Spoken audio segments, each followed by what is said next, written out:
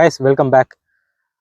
இந்தியாவில் அதிக பயன்பாட்டில் இருக்கிறது பெட்ரோல் இன்ஜின்ஸோட பைக்கும் ஸ்கூட்டர்ஸும் தான்.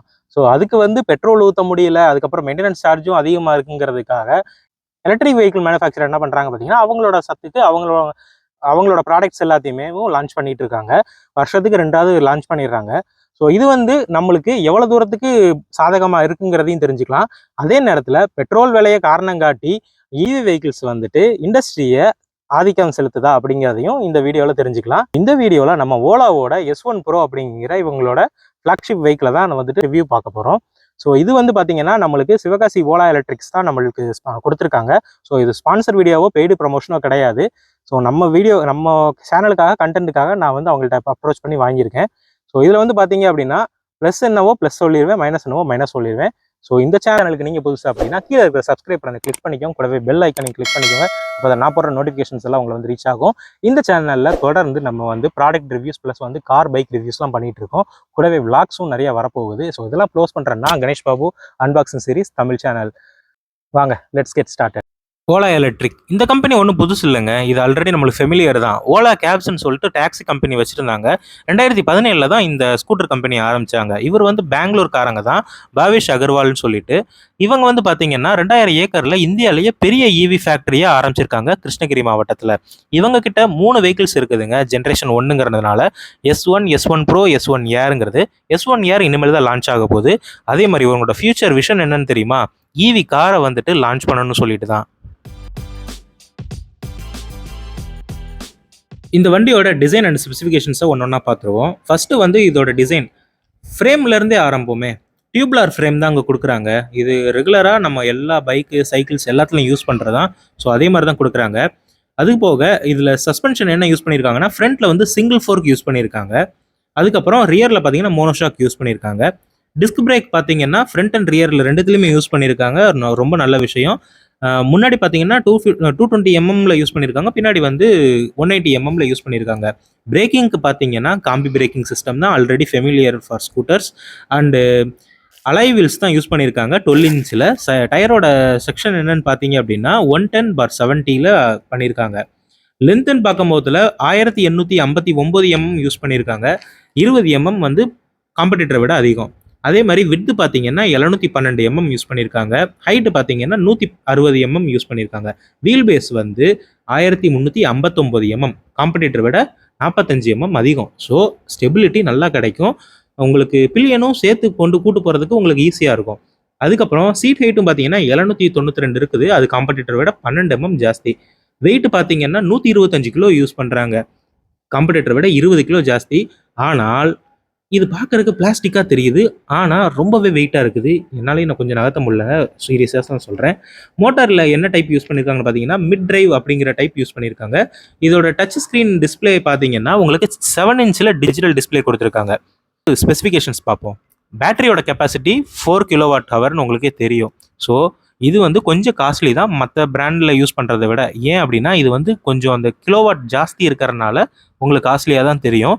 டாப் ஸ்பீடு பார்த்தீங்க அப்படின்னா 116 km/h கொடுக்குது. அதுக்கப்புறம் ரேஞ்ச் பார்த்தீங்கன்னா நீங்கள் நார்மலாக க்ரூஸ் பண்ணால் மட்டும் 40 to 50 க்ரூஸ் பண்ணால் மட்டும் 180 km எடுக்கலாம்னு சொல்கிறாங்க. ஆனால் ஆக்சுவலாக 170 எடுக்க முடியும் 0 to 100 ஃபுல் சார்ஜில் நீங்கள் போனீங்கன்னா. பவர் பார்த்தீங்கன்னா இது ப்ரொடியூஸ் பண்ணுறது உங்களுக்கு 8.5 kW தான். ஆனால் ஆக்சுவலாக கிடைக்கிறது 5.5 kW தான் கிடைக்குது. ஸோ இதை பற்றியும் நான் பின்னாடி பேசியிருக்கேன், பார்க்கலாம். டார்க் 58 Nm கொடுக்குதுன்னு சொல்கிறாங்க.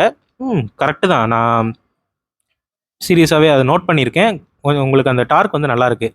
அதே மாதிரி 2 பேர் போகிறதுக்கும் வண்டி நல்லா கம்ஃபர்டபுளாக தான் இருக்குது. அதுக்கப்புறம் 0 to 40 பார்த்தீங்கன்னா 3 செகண்ட்ஸ்லேயே ரீச் பண்ணிடலாம். பூட் ஸ்பேஸ் பார்த்தீங்கன்னா 36 லிட்டர்ஸ், காம்படிட்டரை விட 12 லிட்டர் அதிகம்.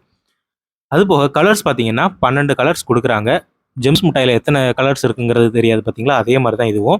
சார்ஜரை பற்றி சொல்லணும் அப்படின்னா போர்ட்டபிள் சார்ஜர் தான் கொடுக்குறாங்க 750 வாட்ஸில். இதை 0 to 100 நீங்கள் சார்ஜ் பண்ணுறதுக்கு 6.5 மணி நேரம் ஆகுதுங்க வீட்டில் சார்ஜ் பண்ணுறதுக்கு. டிரைவ் மோடு பார்த்தீங்கன்னா 4 மோடு இருக்குது. Eco mode, normal mode, sports mode, hyper mode. இது எப்படியெல்லாம் ஆக்டிவேட் பண்ணணும்னு சொல்லிட்டு நான் பின்னாடி சொல்கிறேன். ஃபீச்சர்ஸ் இது வந்து இவங்க வந்து அவங்களோட ஓன் சாஃப்ட்வேரான MoveOS அப்படிங்கிற சாஃப்ட்வேரை 3rd ஜென்ரேஷன் அப்டேட் பண்ணி வச்சிருக்காங்க. ஸோ இதை வந்து ஓடிஏ அப்டேட் மூலமாகவும் அப்டேட் பண்ணிக்கலாம். இது உங்கள் மொபைல் ஃபோன் மூலமாகவே நீங்கள் பண்ணியிருப்பீங்க. இருந்தாலும் உங்கள் வண்டியிலே பார்த்தீங்கன்னா ஆட்டோ டவுன்லோட் ஆகி உங்களுக்கு இன்ஸ்டால் ஆகிரும். அதுக்கப்புறம் அதில் என்னென்ன ஃபீச்சர்ஸ் கொடுத்துருக்காங்கன்னு பார்த்துருவோம். வண்டியோட எக்ஸ்டீரியர் அண்ட் கம்ஃபர்ட்டை பற்றி பேசிடுமா? எக்ஸ்டீரியரில் உங்களுக்கு ஹெட்லாம்ப் பார்த்தீங்கன்னா உங்களுக்கு எல்இடி ஹெட்லாம்ப் தான். மேலே வந்து ஒரு ரிங் லைட் இருக்கும். அதுக்கு நடுவில் பார்த்தீங்கன்னா 2 ப்ரொஜெக்டர் ஹெட்லாம்ப் இருக்குது. 2மே எல்இடி தான்.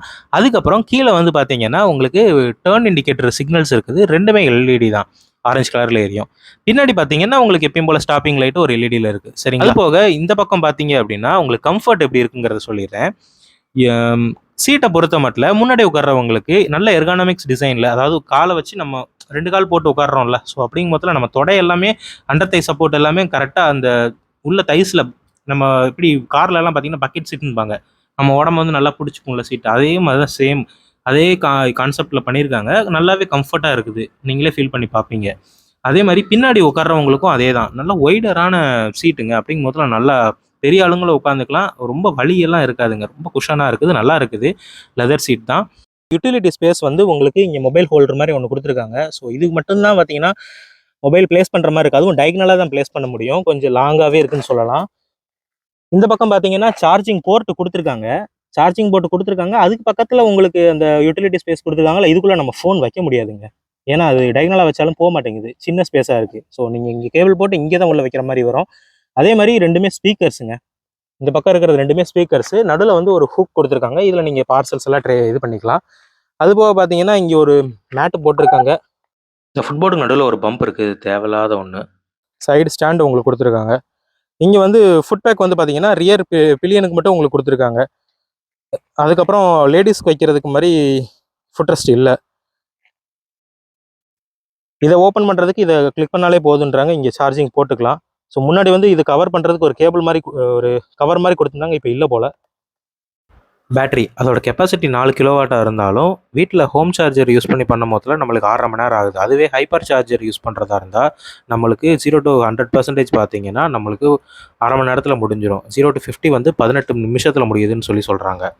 அதே மாதிரி உங்களுக்கு பேட்டரியோட லைஃப் எப்படி இருக்கும் அப்படின்னு பார்த்தீங்கன்னா உங்களுக்கு 7 வருஷம் லைஃப் கொடுக்கும் அப்படிங்கிற மாதிரி சொல்கிறாங்க. அதாவது 1.5 லட்சம் கிலோமீட்டர் வந்து நீங்கள் ஓட்டிக்கலாம் அப்படிங்கிற மாதிரி சொல்கிறாங்க. ஆனால் ஸ்டாண்டர்ட் வாரண்டி கம்பெனி தர்றது 3 வருஷம் தராங்க 40,000 கிலோமீட்டருக்கு. இதே இது எக்ஸ்டெண்டட் வாரண்டி போட்டிங்கன்னா அடிஷ்னலாக 2 இயர்ஸும் 20,000 கிலோமீட்டர் அடிஷ்னலாக தருவாங்க. ஸோ டோட்டலாக 5 இயர்ஸ் 60,000 கிலோமீட்டர்ஸ் வாரண்டி இருக்குது. மெயின்டெனன்ஸ்னு வரும்போது பெருசாக இருக்காதுன்னு சொல்கிறாங்க. சின்ன சின்ன கம்ப்ளைண்ட்ஸ்க்கு எதாவது கொண்டு வரீங்கன்னா 500+ டேக்ஸ் சார்ஜ் பண்ணுறாங்க. இது நீங்கள் ஓலா கேர் அப்படிங்கிற ஒரு ஆப்ஷன் எடுத்துக்கிட்டீங்க அப்படின்னா உங்களுக்கு 2,000 ரூபா ப்ளஸ் டேக்ஸோட உங்களுக்கு ரோட் சைடு அசிஸ்டன்ஸ், அதுக்கப்புறம் லேபர் சார்ஜ் எல்லாமே ஃப்ரீயாக இருக்கிற மாதிரி இருக்கும். அது போக 3000க்கு ஒரு பேக்கேஜ் இருக்குது, ஓலா கேர் ப்ளஸ்ன்னு சொல்லிட்டு. அதுக்கும் பார்த்தீங்கன்னா நல்ல ஆஃபர்ஸ்லாம் பண்ணிகிட்டு இருக்காங்க. ஸோ என்னென்னு கேட்டு தெரிஞ்சுட்டு நீங்கள் பண்ணிக்கலாம். ஸோ இந்த வண்டியோட ப்ரோஸ் பார்த்தீங்கன்னா உங்களுக்கு பில் குவாலிட்டி ஓரளவுக்கு ஓகே, நல்லாயிருக்கு. பூட் ஸ்பேஸும் பார்த்தீங்கன்னா எக்ஸலண்ட்டாக இருக்குன்னு சொல்லலாம். 3rd பாயிண்ட் வந்து உங்களுக்கு சஸ்பென்ஷன் பின்னாடி மட்டும் உங்களுக்கு மீடியம் சாஃப்ட்டாக இருக்குது, முன்னாடி வந்து ரொம்ப ஸ்டிஃபராக இருக்குது. ஃபீச்சர்ஸ் வைஸ் பார்த்தீங்கன்னா ரொம்பவே நல்லா இருக்குன்னு சொல்லலாம். ஓடி அப்டேட்ஸும் கொடுக்குறாங்க. அதுக்கப்புறம் பார்த்தீங்கன்னா ரேஞ்சஸ் அண்டு டிரைவ் மோட்ஸை வந்துட்டு நல்லாவே கொடுத்துட்ருக்காங்க. இதெல்லாம் போக ரிவர்ஸ் மோடுமே நம்மள்ட்ட இருக்குது. இது பார்த்தீங்கன்னா ஆப்போசிட் சைடில் ட்விஸ்ட் பண்ணும்போது நம்மளுக்கு 3 கிலோமீட்டர் ஸ்பீடில் போகும்.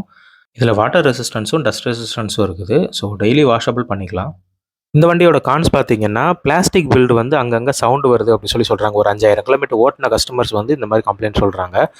ஹைப்பர் ஸ்டேஷன் வந்து பார்த்தீங்கன்னா சதர்ன் தமிழ்நாடு ரீஜியனில் வந்துட்டு ரொம்ப கிடையாதுங்க. கன்னியாகுமரியில் தான் இருக்குது, அதுக்கப்புறம் கோயம்புத்தூரில் இருக்குன்றாங்க, ஈவன் மதுரையில் கூட கிடையாதுன்றாங்க. ஸோ அதையுமேவும் கொஞ்சம் கொண்டு வந்தால் நல்லாயிருக்குன்னு தோணுது. ஃப்ரண்ட் சஸ்பென்ஷன் ஆல்ரெடி ஸ்டிஃபாக இருக்குன்னு சொல்லியிருக்கேன். ஸோ அது கொஞ்சம் ஹார்டாக இருக்கிறனால நல்லா இல்லை. அதுக்கப்புறம் பார்த்தீங்கன்னா முக்கியமாக பவர் டெலிவரியில் வந்து கொஞ்சம் லேகிங் இருக்குது. ஈவன் ஒரு சடன் பிரேக் பண்ணுறீங்க, ஒரு டிராஃபிக் சிக்னலில் வந்து பார்த்தீங்கன்னா பிரேக் பண்ணுற மாதிரி இருக்கும். பிரேக் பண்ணிவிட்டு மறுபடியும் த்ராட்டில் பண்ணும் போதில் உங்களுக்கு ஈஸியாக இருக்குது. இன்கேஸ் ஒரு சடன் பிரேக் பண்ணிவிட்டு மறுபடியும் ஒரு த்ராட்டிலுக்கு இல்லை ஒரு ஓவர்டேக் அடிக்கும்போது ஒரு த்ராட்டில் கொடுக்க பார்க்குறீங்கன்னா அந்த இடத்துல பவர் டெலிவரி வந்து ரொம்பவே புவராக இருக்குது. ஸோ அந்த லேகிங்கை வந்து கொஞ்சம் இம்ப்ரூவ் பண்ணணும்னு நான் கேட்டுக்கிறேன். 1000 விமர்சனங்களை இந்த ஓலா நிறுவனம் சந்தித்தாலும் இவங்க வந்து மற்றவங்களுக்கு இன்ஸ்பயராக இருக்காங்கன்னே சொல்லலாம். ஏன் அப்படின்னா இவங்க கொடுக்குற ஃபீச்சர்ஸ் எல்லாம் அந்த மாதிரி இருக்குது.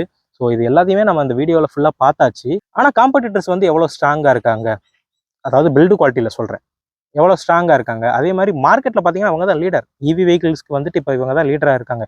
ஏன்னா இவங்க கொடுக்குற ரேஞ்சஸ் வந்து அந்த மாதிரி. ஓலா இங்கே அவங்களோட S1 ஏரோட அப்டேட்டும் விட்டுருக்காங்க. 34 லிட்டரு பூட் ஸ்பேஸ் கொடுத்துருக்காங்க. அதுபோக பார்த்தீங்கன்னா உங்களுக்கு கிராப் ஹேண்டில் கொடுக்குற மாதிரி போட்டிருக்காங்க. டூயல் டோனில் வருதுன்னு சொல்லியிருக்காங்க. சஸ்பென்ஷனில் இம்ப்ரூவ் பண்ணணும்னு நினச்சோம், கண்டிப்பாக அவங்களே பண்ணிட்டாங்க. முன்னாடி பார்த்தீங்கன்னா 2 ஃபோர்க் கொடுத்துருக்காங்க, பின்னாடி 2 காயில் ஸ்ப்ரிங் கொடுத்துருக்காங்க. ஸோ சஸ்பென்ஷன் நல்லாயிருக்கும்னு நம்புகிறேன். அது போக அந்த ஃபுட் போர்டில் பார்த்தீங்க அப்படின்னா நடுவில் வந்து அந்த பம்பு மாதிரி கொடுத்தாங்களே, அந்த பம்பையும் ரிமூவ் பண்ணிட்டாங்க. ஃப்ளாட்டாக தான் இருக்குது. இந்த வண்டி யார் யாருக்கு செட் ஆகும்னு சொல்லிடுறேன்.